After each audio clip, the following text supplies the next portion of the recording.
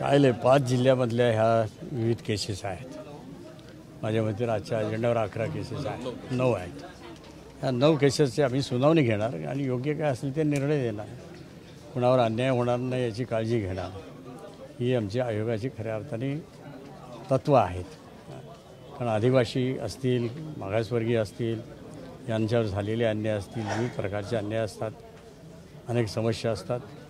त्या समोर आल्या की योग्य तो न्याय द्यायचा प्रयत्न करतो. राज्यामध्ये 13,065 ज्या हे आहे सुनावणी अजून बाकी आहे. 5 वर्षांमध्ये अजूनपर्यंत सुनावणी झाली नाही, त्यामुळे अनेक लोकांना न्याय 13,500 नाही आहेत, 845 आहेत. त्यातल्या बऱ्याचशा आता आम्ही गेल्या 4 महिन्यामध्ये निकाली काढलेले आहेत. 13चा फार मोठा आकडा झाला.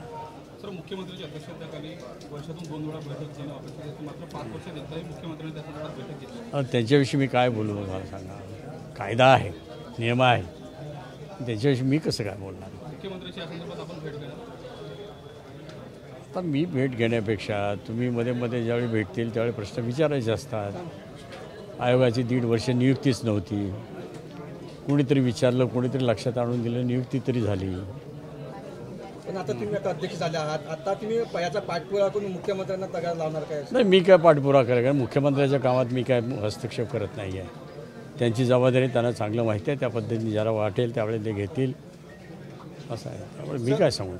संजय शिरसाट असे म्हणाले की आता दोन्ही शिवसेनेनं एकत्र येण्याची गरज आहे.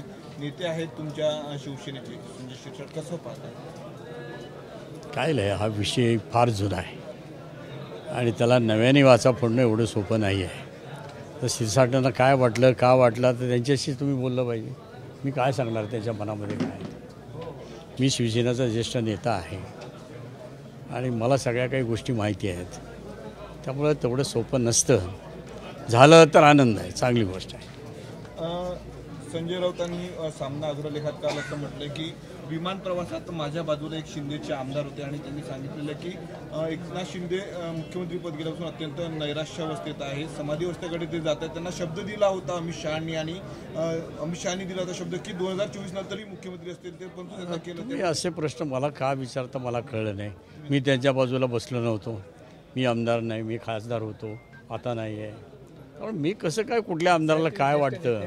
अरे म्हणू का कुणाच्या मनातलं काय मी मनकवडा आहे थोडाच, असं नसतं. काही प्रश्न विचारायचे सुरू आहेत. नाही, खतखत नसते कधी काय. तुम्हाला तुमचं चॅनल चालावं म्हणून खतखत निर्माण करतात.